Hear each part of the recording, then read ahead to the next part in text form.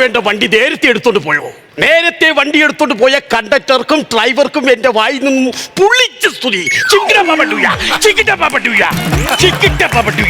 വണ്ടി എടുത്തോണ്ട് പോയിരിക്കുന്നു. ഹലോ അയ്യാ, ഇന്നും പഴയതുപോലെ പരിപാടി നടത്തിയില്ലേ? മിമിക്രി നിർത്തി വെച്ചെന്ന് മൈക്ക് ഓടലെന്ന് പറഞ്ഞ് പോലീസുകാർ നമ്മളെ ഓട്ടിച്ചില്ലേ? എന്തോന്ന് നിന്റെ കൂടെ റബ്ബർ ഓട്ടാൻ വരാനാ? എടാ ഞാൻ സെലിബ്രിറ്റിയാണ്, അറിയാൻ എനിക്ക് സെലിബ്രിറ്റി വിളിച്ച് റബ്ബർ ഓട്ടാൻ വിളിക്കുന്ന മേലെ എന്നെ വിളിച്ചു വേടാ ഫോൺ ആവശ്യമില്ല. അല്ല ചേട്ടോ, ലാസ്റ്റ് ബസ് പോയായിരുന്നോ? സഹോദര, എനിക്ക് പത്തനാപുരത്തായിരുന്നു പ്രാർത്ഥന. പ്രാർത്ഥന കഴിഞ്ഞ് ഇങ്ങനെ നടന്നു വരുന്ന വേളയിലായിരുന്നു ആ കോപ്പിലെ മഴ.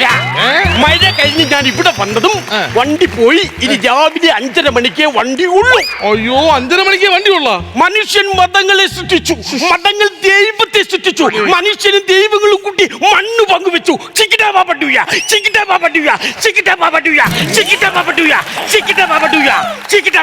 നിനക്ക് എന്തെന്റെ കുഴപ്പമാണ്?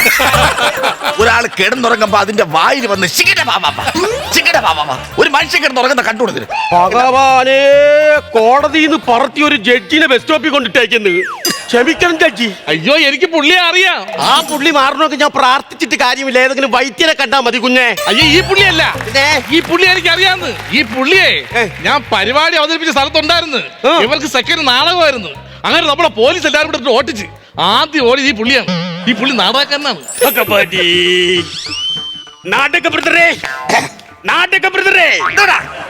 ഉറങ്ങുകയായിരിക്കും. അല്ല, ഞാൻ നിനക്ക് തോരൻ അരിയും അവിടെ. നിനക്ക് എന്താണ് കുഴപ്പം? ഞാൻ ഈ നാടകക്കാരി ആദ്യമായിട്ടാണ് നേരിട്ട് കാണുന്നത്. അതിന് സഹോദരന്റെ നാമധേയം തന്നെ? എന്റെ പേര് മംഗളാക്കുന്ന് കണ്ണൻ. നിങ്ങളപ്പോ ഓല തിന്നു? ഓല തിന്നോന്ന്? പിന്നെ ഓലയ്ക്ക് വേണ്ടി നമ്മളവിടെയൊക്കെ പയ്യന്മാര് വെട്ടാൻ വേണ്ടി വരുമല്ലോ. എടാ വിടലേ, അത് മംഗളാക്കുന്ന് കണ്ണൻ ആന. ഞാൻ നാടകം മംഗളാക്കുന്ന് കണ്ണൻ. ഓല തിന്നോന്ന്? മര്യാദ വേണം സംസാരിക്കുന്നത് കേട്ടോ. പുള്ളിയെ നിങ്ങൾക്ക് അറിഞ്ഞൂടെ? പുള്ളിയുടെ നാടകം ഞാൻ കണ്ടിട്ടുണ്ടെന്ന്. ഭയങ്കര കഥയത് കേട്ടാ, അടിപൊളി കഥയാണ്. ഈ പുള്ളി ഭയങ്കര ഒരു പണക്കാരന്റെ വീട്ടിൽ ജോലിക്ക് നിൽക്കും. അവിടെ നിന്ന് പിണങ്ങി ഇയാള് ചെന്നൈയിലേക്ക് യാത്ര പോകും. അയ്യോ, അപ്പൊ ഇയാളെ തലയിൽ ഒരു കാക്ക കൊത്തും. എന്നിട്ട് ഇയാള് നേരെ പോയി കുറെ പൈസ ഉണ്ടാക്കിയിട്ട് ഈ വീട്ടിൽ വന്ന് ആ വേലക്കാരെ കല്യാണം കഴിക്കും. അപ്പൊ ഇവർ രണ്ടു കൂടെ നിന്ന് പാത്രം കഴിക്കൊണ്ടിരിക്കുമ്പോഴത്തേക്ക് പുള്ളിക്ക് ഭയങ്കര ഒരു രോഗം വരും, ബ്ലഡ് ക്യാൻസർ. അയ്യോ, അങ്ങനെ ആ ചേച്ചി അതിനെ എടുത്തോണ്ട് പോണതാണ് നാടകത്തിന്റെ കഥ. ഇപ്പൊ നാടകമൊക്കെ എങ്ങനെ പോണെന്നാ? നിന്നെ പോലുള്ള പുളവന്മാര് പുളവൻ കഥ പറഞ്ഞ് എന്നെ എന്റെ നാടകം മൊത്തം പോണത്. ഇങ്ങനെയാണ് നാടകത്തിലെ കഥ. എനിക്ക് എപ്പോഴാ പാത്രം കഴിക്കൊണ്ടിരുന്ന ബ്ലഡ് ക്യാൻസർ വന്നത്? എപ്പോഴാ? മര്യാദ എന്നൊരു സാധനം വേണ്ടത്. പരിപാടിയോടോ ഈ ബ്രദറിനോട് കാണിച്ചത്? ഇതൊരു നാടക നടനാണ്. നാടകം എന്ന് പറഞ്ഞാൽ എന്താണ്? നാടിനെ അറിയുന്നത് നാടകം. പച്ചയായ ജീവിതം മനുഷ്യനിലേക്ക് കാണിക്കുന്നത് നാടകം. പേരിൽ നിന്ന് കാണിക്കുന്ന നമ്മുടെ രംഗങ്ങളെല്ലാം പുറത്തു നിന്ന് പ്രേക്ഷകർ സ്വീകരിക്കാൻ കാണിക്കുന്ന കാഴ്ച നാടകം. അങ്ങനെയുള്ളൊരു കലാകാരനെ പരസ്യമായിട്ട് നിന്ന് കളിയാക്കുന്നുണ്ട്. ദൈവമേ, ബ്രദറിനോട് എനിക്കൊരു കാര്യമേ പറയാനുള്ളൂ. ഈ അഭിനയൊക്കെ നിർത്തി വെച്ചിട്ട് വല്ല കൂലിപ്പണിക്കും പൊയ്ക്കൂടെ? ഇതെങ്ങനെ വരുന്നത്? ഒരു വായി തന്നെ സുരേഷ് ഗോപിയും ബാബു നമ്പൂരും കൂടെ എങ്ങനെ? ഇതെല്ലാം കൂടെ ഒരുമിച്ച് നീ ആദ്യം നാടകത്തെ സപ്പോർട്ട് ചെയ്ത് സംസാരിച്ചു, പിന്നെ കൂലിപ്പണിക്ക് പോയി. പണ്ടത്തെ നാടകമായിരുന്നു നാടകം. അത് ഇപ്പോഴത്തെ നാടകം ബാലയാണ്. അയ്യോ അയ്യോ, അല്ല, പണ്ടത്തെ നാടകമാണ് പച്ചയായ ജീവിതം. ഇപ്പോഴത്തെ നാടകം എന്തോ പഴുത്തുപോയാ പച്ച. ഇപ്പൊ നാടകമല്ലേ? നിങ്ങൾക്കൊന്നും ഇഷ്ടപ്പെടുന്നില്ല നാടകം? അല്ല മാഷെ, ഞാൻ പണ്ടത്തെ നാടകം ലൈഫ് ഉണ്ടെന്ന് പറയുമായിരുന്നു. ഇപ്പോഴത്തെ നാടകത്തിൽ ലൈഫില്ലേ? ആരാ പറഞ്ഞ ലൈഫില്ല? ഇപ്പോഴത്തെ നാടകത്തിൽ ഇപ്പോഴത്തെ നാടകം ലൈഫ്.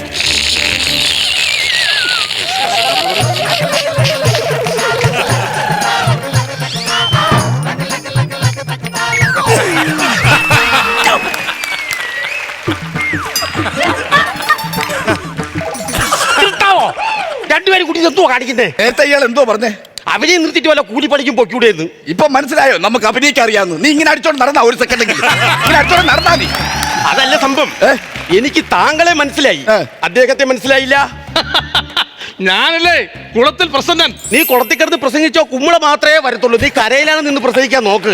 അതല്ലെന്ന്, ഞാനാണ് മിമിക്രി ആർട്ടിസ്റ്റ് കുളത്തിൽ പ്രസന്നൻ. ഞാൻ കണ്ടിട്ടുമില്ല കേട്ടിട്ടുമില്ല സഹോദര. കണ്ടിട്ടില്ല?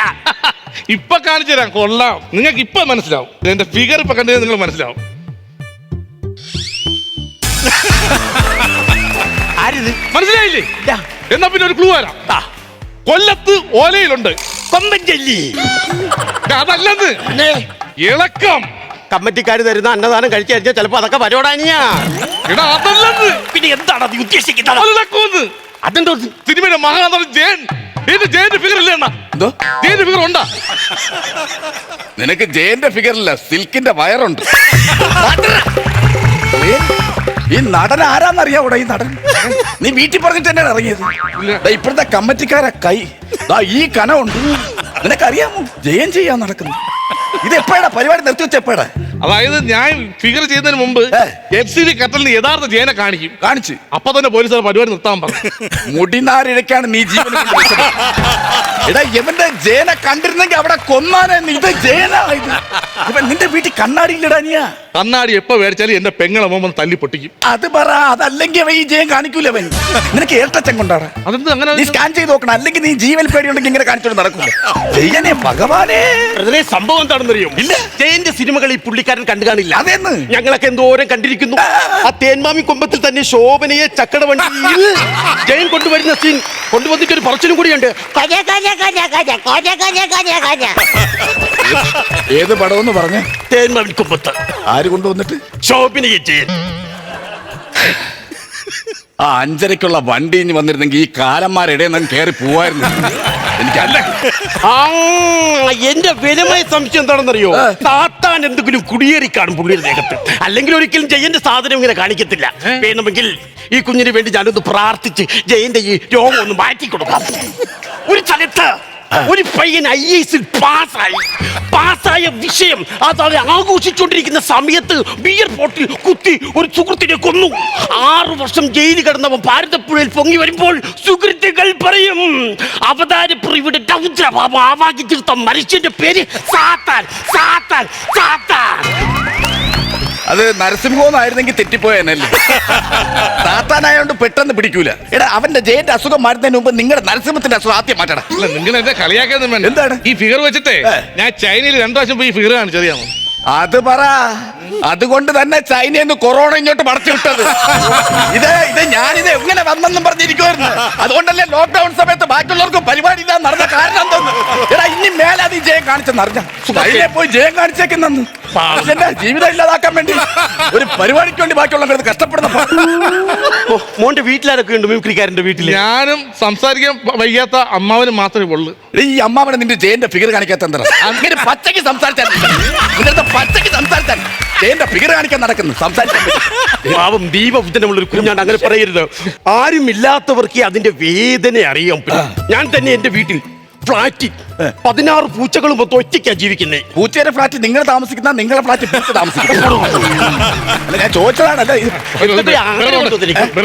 ജീവിതത്തില് എന്തെങ്കിലും ആഗ്രഹങ്ങളൊക്കെ ഉണ്ട്. പിന്നെ എനിക്ക് എന്തിനാണ് ഞാൻ മിമിക്രി എന്ന് പറഞ്ഞ് നടക്കുന്നത്? എനിക്ക് പെട്ടെന്ന് സിനിമയെ കയറണം. എന്നാ സിനിമയെ കയറാൻ എന്തെങ്കിലും എളുപ്പ വഴി ഉണ്ടോ? നിനക്ക് ആദ്യം ജയന്റെ സിനിമ ഇട്ട് കാണാൻ. സിനിമ കയറാൻ നടക്കും. അലക്കിലാണ് ഒരു കോൾ വരുന്ന ഒരു മര്യാദ എന്ന് പറഞ്ഞ സാധനം വേണ്ടി. ഹലോ പറയാ. ഓ അതിനൊന്നും ഞാൻ ചെയ്തു തരാം. ഓക്കെ ഇപ്പൊ തന്നെ. അതെ, സെലിബ്രേറ്റ് ആയി കഴിഞ്ഞാൽ പിന്നെ നമുക്ക് ഇതൊക്കെയാണ് പ്രശ്നങ്ങൾ. എന്ത് സംഭവം? ഒരു ബർത്ത്ഡേ വിഷസ് അറിയിക്കണം.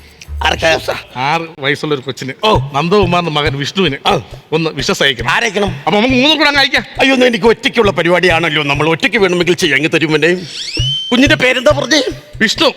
എത്ര വയസ്സാ? 6 വയസ്സ്. ദൈവമേ, 6-ാം വയസ്സിൽ ജീവിതത്തിലേക്ക് പുതുജീവൻ തുടിപ്പോടെ വന്നിറങ്ങിയ എന്റെ വിഷ്ണു മകന് ഈ 1000 പിറന്നാൾ ആശംസകൾ. അയച്ചു കൊടുക്കണം. എന്തോ നിങ്ങൾ കാണിച്ചത്? ഇനിയാണ് അവര് കൊച്ചിന് വിഷസ് അയക്കുന്നത്. ഒരു മനുഷ്യനാണോ നിങ്ങൾ? സാറും നയിക്കൂ. ഇത് പയ്യന്റെ പേരൊന്ന് പറയാവോ? വിഷ്ണു. വിഷ്ണു. എങ്ങനെ ഫാമിലിയൊക്കെ കുടുംബം എങ്ങനെ? അയ്യോ, പാവപ്പെട്ട കുടുംബം. ഒരു ചെറ്റക്കുണ്ടാണ് താമസിക്കുന്നത്. നശിച്ചുകൊണ്ടിരിക്കുന്ന ഒരു തറവാടിന്റെ തിരിമുറ്റത്ത് ജനിച്ചു എന്നൊരു തെറ്റ് വിഷ്ണു ചെയ്തിട്ടുള്ളൂ. അച്ഛനും അമ്മയ്ക്കും നീ ഒരു ഭാരമായി മാറിയിട്ട് ഇന്ന് 6-ാം വർഷം 6-ാം ജന്മദിനം ആഘോഷിക്കുന്ന വിഷ്ണുവിനെ ആശംസകൾ.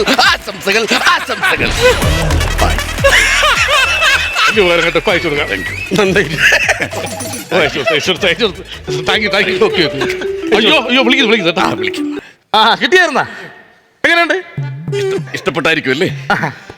ആശംസ ഇഷ്ടപ്പെട്ടോ? കുടുംബത്തിന് ഇഷ്ടപ്പെട്ടല്ലേ? ഒരു ഭയങ്കര കഷ്ടപ്പാടില്ല. എന്താ നിങ്ങൾ ഈ വീഡിയോ അവിടുത്തെ അമ്മമ്മ കണ്ട് വലുവ് കൂടി ഇപ്പൊ ആന്ധ്രയെ പോയിക്കൊണ്ടിരിക്കുക. മീൻ വിഴുങ്ങായി. സത്യം, ഒരു കുടുംബത്തിനെ മൊത്തം ആന്ധ്രയിലേക്ക് തള്ളിയല്ലോ. ആശംസ പറഞ്ഞു. അയ്യോ,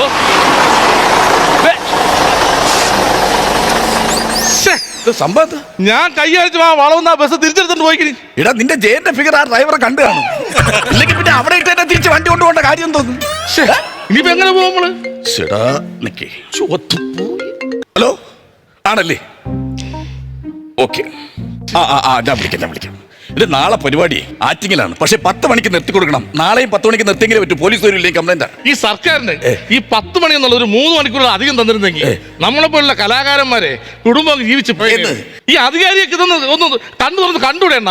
ഞാൻ അതുകൊണ്ടല്ലേ സുഹൃത്തുക്കളെ, ബ്രദറുകളെ, നേരത്തെ നിങ്ങളുടെ അടുത്ത് പറഞ്ഞത്. എന്താ നിങ്ങൾക്ക് ഇതൊക്കെ നിർത്തിയിട്ട് വല്ല കൂലിപ്പണിക്കും പൊക്കൂടേന്ന്. എന്തോന്ന്? കൂലിപ്പണിക്കും പൊക്കൂടേന്ന്. ആഹാ, നീയാണല്ലേ നമ്മളെ പരിപാടി യൂട്യൂബിൽ കാണിക്കുമ്പോൾ അടി കമന്റ് അടിക്കുന്നത് നീ. എടാ നിന്നെ ഞാൻ